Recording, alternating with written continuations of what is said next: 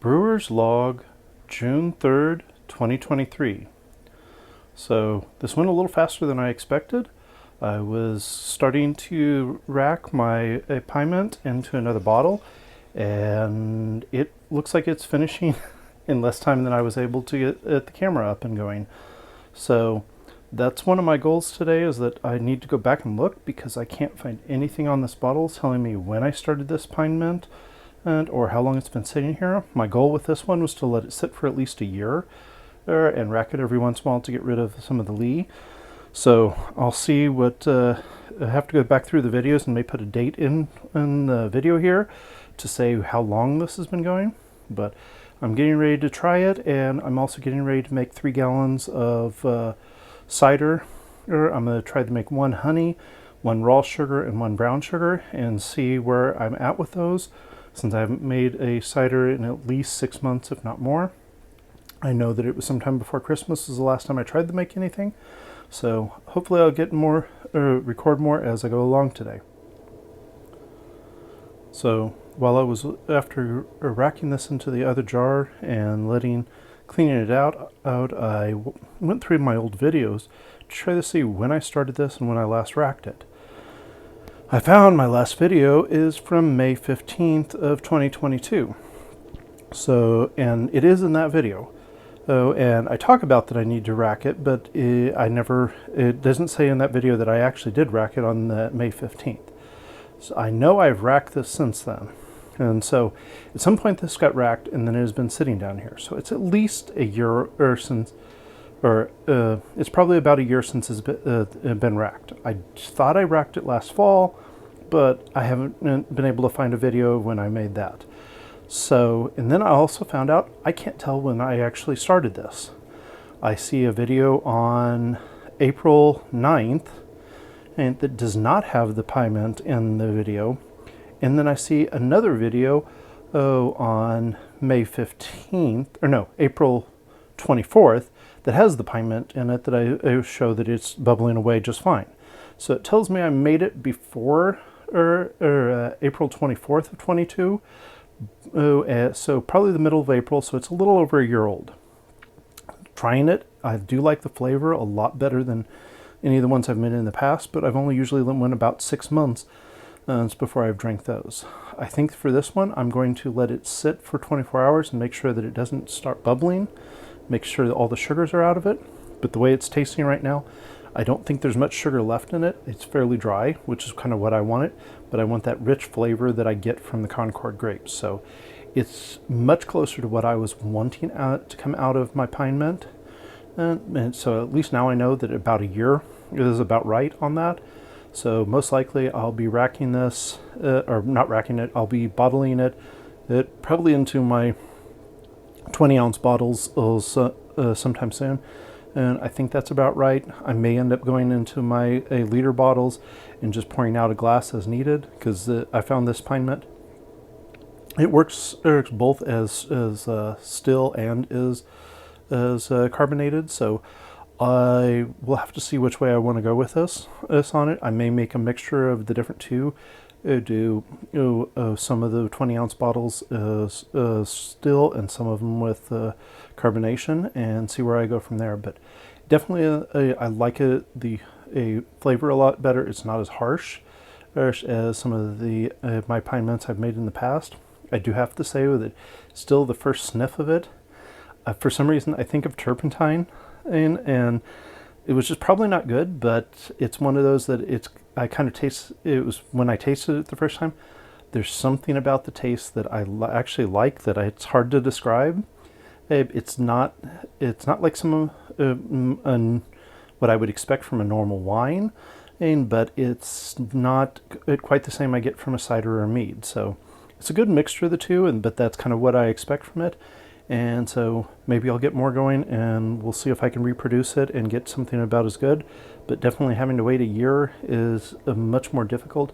And we'll see if I can keep it up and going, or whether I do it like this and I don't do anything for a year. So we'll see where I go from here, but that's what I found out from that. So now I will start working on making myself 3 gallons of cider with the different sugars, and see where I go from there.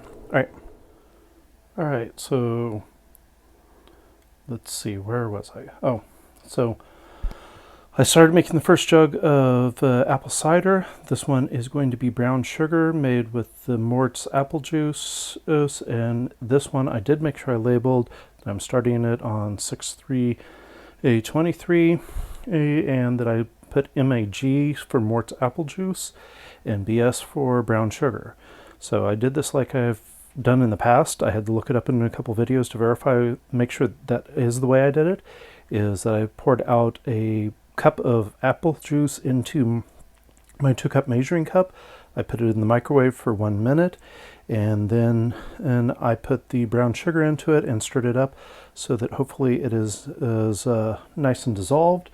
And from here, all I usually do is just pour it in, and hopefully there'll be no big pieces or anything that's hard to get out. And as you can see, there are some pieces in there.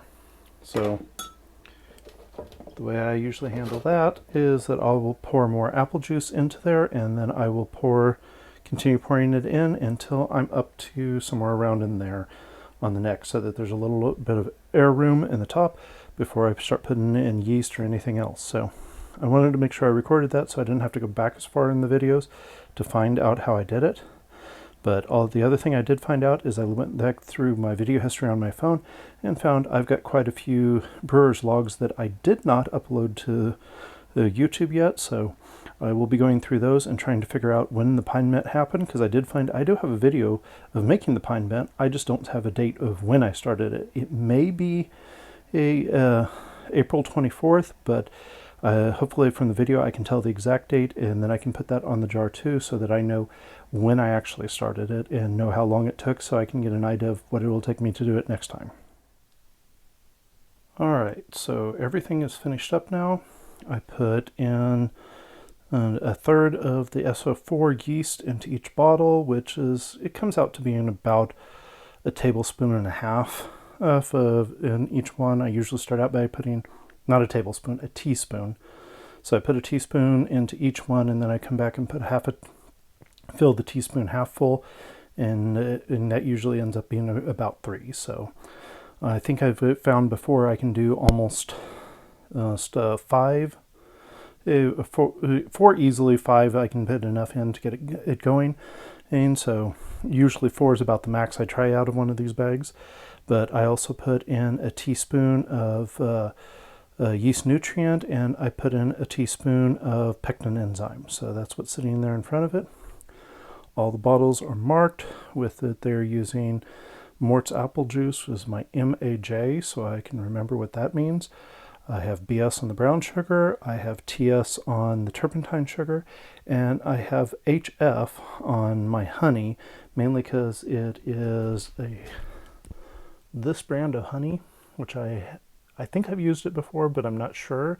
But I wanted to make sure that I distinguished it was not Nate's honey or any of the other honeys I've used.